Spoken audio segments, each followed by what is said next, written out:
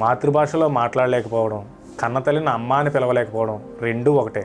దేశ భాషలందు తెలుగు లెస్స, కానీ ఇప్పుడు లెస్స కాస్త లెస్ అయ్యేలా ఉంది. అందరికీ నమస్కారం. ప్రస్తుత తరంలో చాలామందికి ఆంధ్ర రాష్ట్రం ఎందుకు, ఎలా, ఎవరి వల్ల ఏర్పడిందో కూడా తెలియదు. ఒకప్పుడు తమిళనాడు రాష్ట్రంలో అంతర్భాగమైన మన రాష్ట్రం తెలుగు భాష మాట్లాడే వారందరికీ ప్రత్యేక రాష్ట్రం కావాలని ఒక మహానుభావుడు 58 రోజుల పాటు ఆమరణ నిరాహార దీక్ష చేసి ఆయన ప్రాణత్యాగంతో ఈ రాష్ట్రం సాకారమయ్యేలా చేశారు. స్వతంత్ర భారతదేశంలో భాష ప్రాతిపదికన ఏర్పడిన మొట్టమొదటి రాష్ట్రం ఆంధ్ర రాష్ట్రమే.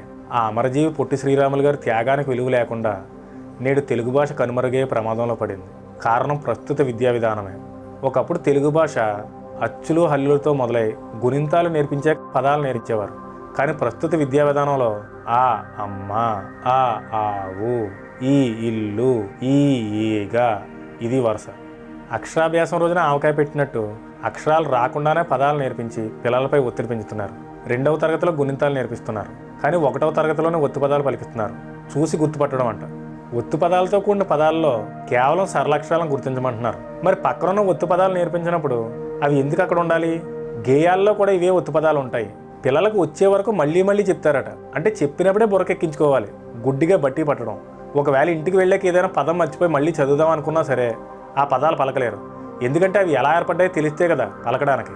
పిల్లల్లో చదవలేకపోతున్నామనే ఆత్మన్యూన్యత భావం ఏర్పడుతుంది. ఇది ప్రస్తుత విధానం. అంటే ముందు ఇల్లు కట్టి తర్వాత పునాది కట్టడం అన్నమాట.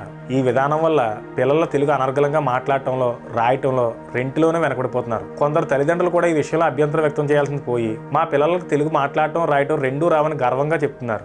మాతృభాషలో మాట్లాడలేకపోవడం, కన్నతల్లిని అమ్మ అని పిలవలేకపోవడం రెండూ ఒకటే.